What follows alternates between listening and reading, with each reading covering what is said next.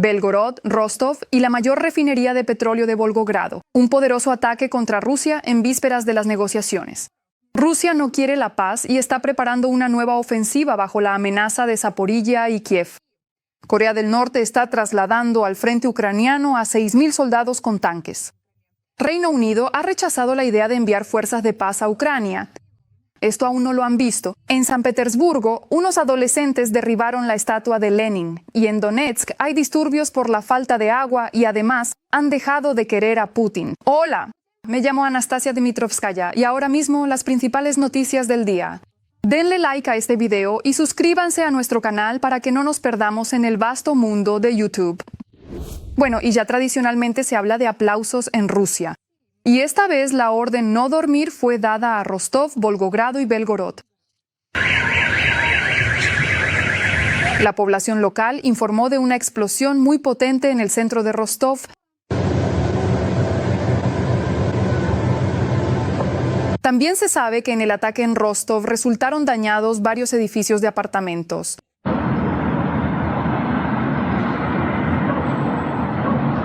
Escriben que estas son las consecuencias del trabajo de los equipos de guerra electrónica.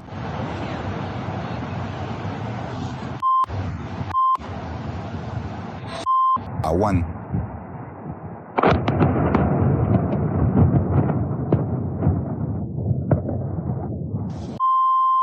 ¿Crees que esto es una provocación? Escribe en los comentarios. Mientras tanto, en Volgogrado, la mayor refinería de petróleo, Lukoil, fue atacada con drones. Las autoridades locales informaron que el ataque con drones provocó graves incendios en el lugar, y así se confirmó en la refinería y en el Estado Mayor. Por cierto, la refinería de Volgogrado es el mayor productor de combustibles y lubricantes del Distrito Federal del sur de Rusia. Cada año procesa más de 15 millones de toneladas de petróleo, lo que representa entre el 5 y el 6% de todo el procesamiento ruso. La planta produce diésel, gasolina y también combustible de aviación, aunque, para ser precisos, probablemente producía. De hecho, Belgorod tomó el relevo de las explosiones. Allí un dron chocó contra un coche particular.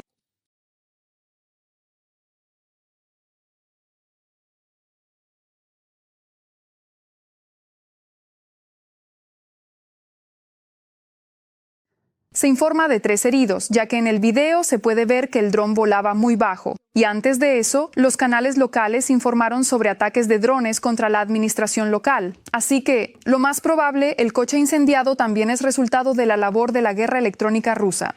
Las fuerzas de defensa rusas no notaron nada y, como siempre, todo según ellos va según lo planeado. Y aquí está la verdadera actitud de Rusia hacia la paz y las próximas negociaciones. Se espera un ataque ruso en la región de Zaporilla en un futuro próximo. Allí, la Federación Rusa sigue suministrando masivamente municiones y equipo pesado.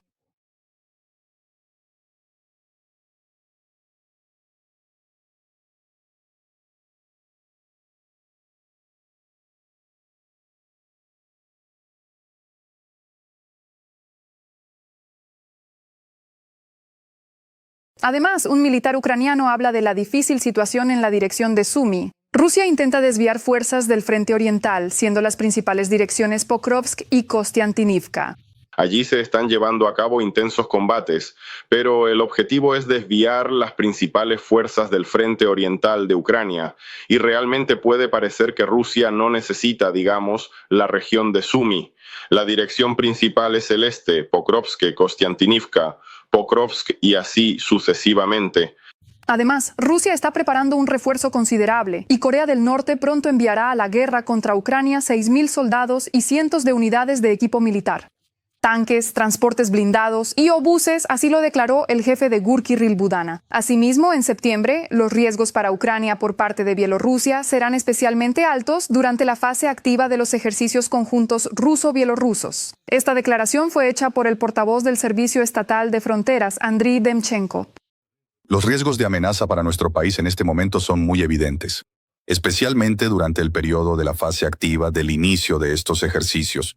Pueden llevarse a cabo en septiembre, entre los días 12 y 13. Todo apunta a lo mismo. Rusia se está preparando para nuevas ofensivas y utilizará esto como palanca de presión en cualquier negociación. Sin embargo, los ucranianos continúan rechazando con éxito al enemigo y las fuerzas de defensa están estabilizando la situación en la dirección de Dobropilya. Detectan y destruyen activamente las unidades rusas. Esta información fue publicada por el Estado Mayor General. En particular, durante las acciones del primer cuerpo de la Guardia Nacional de Ucrania Azov, junto con unidades subordinadas, el enemigo está sufriendo pérdidas significativas. Los militares ucranianos sin duda se han ganado sus palabras de apoyo y agradecimiento en los comentarios. Según materiales del Servicio de Seguridad de Ucrania, un prisionero ruso que disparó contra civiles cerca de Kupiansk fue condenado a cadena perpetua.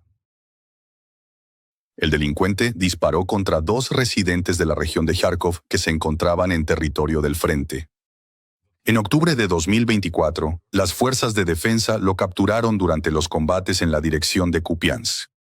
En concreto, se trata de Artyom Kulikov, un ruso de 21 años, RT-200, que luchaba como tirador en la 27ª Brigada Motorizada de Fusileros del 6º Ejército Combinado de las Fuerzas Armadas de Rusia. A las filas de las Fuerzas Armadas del país agresor fue movilizado a finales de agosto de 2024 directamente desde una prisión de Nizhny Novgorod, donde cumplía condena por robo y asalto. Tras un breve periodo de entrenamiento en un centro de instrucción, fue enviado al frente oriental para atacar las posiciones de las tropas ucranianas en las zonas fronterizas de Yarkov. Durante los intentos de tomar una de las aldeas del distrito de Kupiansk, Kulikov, junto con un cómplice, encarceló a 2 habitantes locales que ayudaban a un vecino a evacuar de la zona de combate. Según determinó la investigación, los ocupantes intentaron obtener de las víctimas información sobre las ubicaciones de las fuerzas de defensa. Al no conseguir datos, Kulikov disparó a quemarropa con su fusil automático contra los 2 hombres. Como resultado del ataque con armas de fuego, ambas víctimas murieron en el acto. Durante el interrogatorio, Rashis dio un testimonio incriminatorio contra sus comandantes, quienes dan órdenes de asesinar a civiles en los territorios temporalmente ocupados de Ucrania. Sobre la base de las pruebas reunidas por el Servicio de Seguridad, el tribunal colegiado declaró a Kulikov culpable según la parte segunda del artículo 28 y la parte segunda del artículo 438 del Código Penal de Ucrania, por crímenes de guerra cometidos por un grupo de personas en complicidad previa. Por mi parte, quiero recordar que todos los verdugos del pueblo ucraniano serán castigados. La única cuestión es cuándo y cómo sucederá esto, y el hecho de que esto sucederá es un hecho indiscutible. En San Petersburgo, unos adolescentes decidieron, por así decirlo, saldar cuentas con la historia y atacaron a un ruso porque se parecía mucho a Lenin.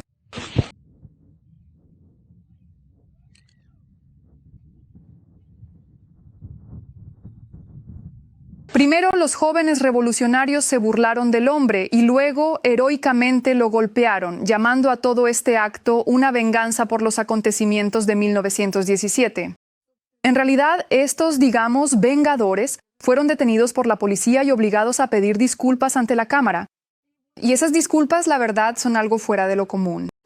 Yo, Kuznetsov Kivelikovich, pido disculpas al abuelo al que le di un golpe en la espalda. Bueno, es que a veces la disculpa es aún más meme que la propia pelea. Pero ambos videos, en mi opinión, parecen una invitación a comentar. Así que los invito, señores. ¿Qué les parece esta descomunización? Faltan solo unas horas para la reunión entre Trump y Putin en Alaska el 15 de agosto. Y en vísperas de esto, Zelensky estuvo en Berlín junto a los líderes de la UE y habló con el propio Trump por videollamada. Según el líder ucraniano, acordaron 5 principios para las negociaciones con Rusia. Aquí están. El primero es el formato de las negociaciones. Todo lo que concierne a Ucrania debe discutirse exclusivamente con Ucrania. El segundo, el alto, el fuego es la condición principal. El tercero, deben existir garantías de seguridad realmente fiables. El cuarto, Rusia no puede tener derecho de veto sobre la perspectiva europea y de la OTAN de Ucrania. Y el quinto punto, las sanciones deben ser reforzadas si Rusia no acepta el alto, el fuego en estas negociaciones. En cuanto al territorio, Zelensky no ha cambiado su postura y está convencido de que nuestras tierras no son objeto de negociación. Donald Trump también hizo una serie de declaraciones. En primer lugar, el jefe de la Casa Blanca aún alberga la esperanza de negociaciones trilaterales. Si la primera reunión sale bien, me gustaría celebrar casi de inmediato una segunda reunión entre Putin, Zelensky y yo, si ellos quieren que yo esté allí. Si no obtengo las respuestas que necesito de Putin el viernes, no habrá segunda reunión. Además, durante la conferencia de prensa, Trump amenazó a Putin. Sí, habrá consecuencias muy serias si él no acepta detenerse. Pero ni siquiera Trump cree que Putin dejará de atacar a civiles. No creo que pueda convencer a Putin de que deje de atacar a los civiles en Ucrania. Y de hecho, la reunión entre Putin y Trump, como se sabe, se celebrará en Alaska. Tendrá lugar hoy mismo a las 22:30, hora de Kiev. Esto ya ha sido anunciado oficialmente por el Kremlin y comenzará con una conversación entre Trump y Putin en presencia de un intérprete. Luego están previstas negociaciones entre Putin y Trump con sus respectivas delegaciones que se llevarán a cabo bajo el formato 5 contra 5. En la delegación rusa están Lavrov, Ushakov, Belousov, el ministro de Finanzas Siluanov y Dmitriev. Después, tras la reunión, los líderes de Estados Unidos y Rusia ofrecerán una rueda de prensa conjunta. Y ahora, sobre lo que no se ha anunciado oficialmente. Sin embargo, varios medios de comunicación importantes han escrito sobre esto, citando a sus fuentes en círculos políticos. El periódico Wall Street Journal informa que Trump no discutirá cuestiones territoriales en la reunión con Putin, ya que el principal objetivo del presidente de Estados Unidos es lograr un alto el fuego.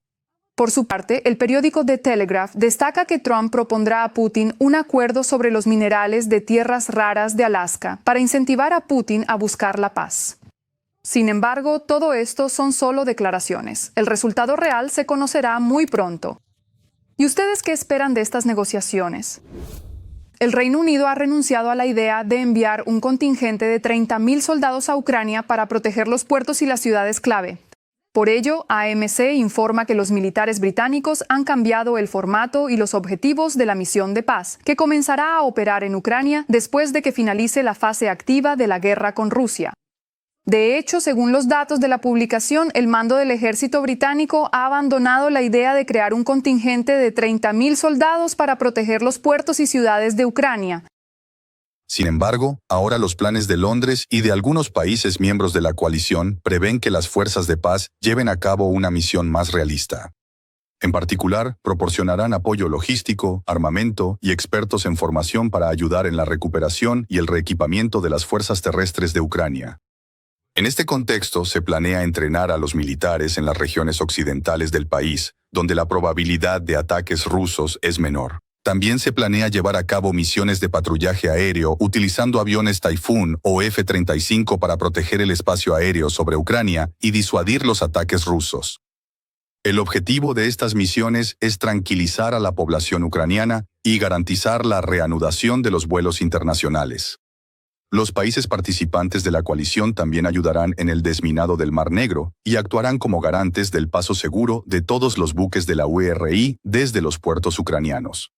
Bueno, en mi opinión, esta variante de la misión de paz es incluso más eficaz en cierto modo que la que preveía simplemente el despliegue de tropas extranjeras en el territorio de Ucrania. En general, en la fase de la idea, todo parece bastante bien. Veremos qué sucede en la etapa de implementación. En realidad, son ideas bastante buenas. Incluso si los rusos ya han cumplido con su deber, de todos modos serán secuestrados y enviados de nuevo a la fuerza al frente. Lo mismo ocurre con los ocupantes heridos que han sido enviados a la retaguardia para recibir tratamiento. Así lo demuestran los resultados de una investigación periodística. Les contaremos lo que se sabe y lo que cuentan los familiares de los secuestrados sobre este canal de reposición de las filas de los kamikazes rusos. En cualquier momento pueden secuestrarme y enviarme de nuevo a la guerra. Este es el texto de un SMS que el militar Ilya envió al corresponsal de Dania Botak a mediados de julio. Unos días después, fuerzas desconocidas lo metieron en el asiento trasero de un Lada Granta blanco. 48 horas después, ya estaba en el frente. La casa de Ilya, de 27 años, que vivía en la aldea de Ivanovskaya, en la región de Krasnodar, comenzó aún en febrero. En ese entonces, el mismo Lada Granta se acercó a la casa del soldado y, mientras él dormía, unas personas hablaron con su madre. Se presentaron como militares del grupo de búsqueda física de la unidad militar 12267, donde Esop, el apodo de Ilya, prestaba servicio. No ocultaron que habían venido para eliminar físicamente a mi hijo. Amenazaron con enterrarnos a todos, volar el coche familiar, secuestrar a mi nieto y cambiarlo por Ilya. Ilya firmó un contrato militar en el verano de 2023. Prestó servicio como jefe del grupo de evacuación en el pueblo de Krinky, en la región de Jersón. Él asegura que en sus manos solo hay sangre de compañeros heridos a los que evacuó. Durante su servicio, Ilya fue herido 2 veces. En octubre de 2024 obtuvo un permiso, regresó a casa y fue ingresado en el hospital. Todos los documentos sobre su hospitalización los envió a la unidad. A pesar de esto, el 1 de diciembre de 2024, el mando reconoció al contratista ESOP como ausente sin permiso de la unidad. Sin embargo, no se abrió ningún caso penal. En estos casos, suelen intentar traer de vuelta al soldado por sus propios medios para no estropear las estadísticas. Si se sabe dónde se esconden los fugitivos, el comandante envía a su gente para recuperarlos por cualquier medio necesario. A menudo esto ocurre con el uso de violencia física. Estacionan el auto, lo traen de regreso y los oficiales de la unidad lo golpean. Ilya. Estoy seguro que intentaron devolverlo no para que continuara su servicio, sino para reiniciarlo. Es decir, matarlo, un peligro para la vida en su opinión, y esto está relacionado con el hecho de que él se pronunció abiertamente contra las violaciones en su unidad. Solo hay suficientes municiones para el AK. No hay cobertura de mortero, no hay reconocimiento aéreo. La gente resulta herida allí y ni siquiera puede ser evacuada. Durante 2 días, las personas se pudren bajo los bombardeos, permaneciendo en sus posiciones, pero no las abandonan. Al mismo tiempo, no reciben un salario adecuado, un sueldo digno. Una vez, Ilya logró defenderse de un grupo de búsqueda física usando un spray de gas y petardos. Pero a finales de julio, el intento de secuestro tuvo éxito. Lo metieron en un Lada Granta justo frente a la comisaría de policía, a donde Ilya había ido a entregar un video de un dron ucraniano que había grabado el día anterior. Aquí llegaron unos tipos, mira, si por alguna razón yo desaparezco, esta es la cara que debes recordar, aquí está mi rostro. No sé cómo estos cazadores de personas lograron todo esto, pero es una completa ilegalidad. Estoy simplemente en shock por nuestro ejército, por nuestro país. En la unidad militar solo lo necesitan para eliminarlo físicamente. No tengo dudas de que están maltratando a su hijo, golpeándolo o que ya lo enviaron al asalto. Al día siguiente del secuestro, Ilya logró llamar a su madre. Alcanzó a informar que lo habían llevado al pueblo de Perevalnoye, en la Crimea anexionada. Después de eso no volvió a comunicarse. Lo más probable es que ya esté tras la línea y sus posibilidades de sobrevivir son mínimas. En el ejército, después de atrapar a los desertores, no les esperan las perspectivas más alentadoras. Se abre un caso penal por abandono no autorizado de la unidad y en la mayoría de los casos el tribunal impone una condena condicional para enviar al desertor de nuevo al frente. Muchos desertores se entregan voluntariamente y buscan obtener una condena real. Al principio muchos fueron al frente por miedo y desesperación. Luego entendieron lo que es la guerra y que incluso la prisión, a la que al principio temían, es mucho mejor. Pero ahora es muy difícil conseguir una condena real. Se produce una paradoja. A veces, los defensores de los derechos humanos ayudan a las personas a entrar en prisión. El caso de Ilya no es único y es representativo. Y la principal conclusión de esta historia para cada ruso es la siguiente. No vale la pena firmar un contrato e ir a luchar a Ucrania, ya que es un billete de solo ida. La Edad Media continúa en Donetsk. Estas son las verdaderas realidades de la ocupación, cuando la gente está en guerra, en la fábrica. Y aquí 2 mujeres discuten porque una de ellas no tiene con qué lavarse. ¿Están locos o qué? ¿Qué están haciendo? La gente no puede ni lavarse el trasero. ¿Qué están haciendo? ¿Se volvieron locos? Ustedes son los buenos y ahora yo seré la mala. Bueno, está bien. Aquí tienen, por favor, Gorevskaya 4A. Esa es la tubería por la que yo hice la denuncia. La tubería de la izquierda en las ciudades. Aquí están sus cosechas tan maravillosas. Aquí lo tienen. Todo esto irá ahora a la fiscalía. Y aquí hay otro video donde un habitante de la Donetsk ocupada, con groserías, se indigna por la falta de agua y la fila para el camión cisterna. Aquí está esa panda de cabrones que, joder, no le dan agua a Obokumov, vinieron hoy y no hicieron una mierda. La gente, joder, hay un mar de personas en una fila de 1 kilómetro. Ayudan solo a sus propios bastardos. Ahora mismo, con el agua en la parte ocupada de la región de Donetsk, hay un verdadero problema y la región solo recibe 1/3 de lo que necesita. Y la situación más grave está en el centro regional y en Makeevka, donde decidieron suministrar agua a las casas solo una vez cada 3 días. Denis Pushilin se vio obligado a admitir que el nivel de las reservas de agua había caído a un punto crítico. Pero adivinen, ¿quién tiene la culpa del bloqueo del agua? Por supuesto, como era de esperar, culpó a las Fuerzas Armadas de Ucrania y al clima anormalmente caluroso. Como se dice, el mundo ruso en todo su esplendor. Dale like a este video para apoyar lo que hacemos. No olvides suscribirte a nuestro canal Ucrania Hoy para no perderte nuestros próximos episodios. Nos vemos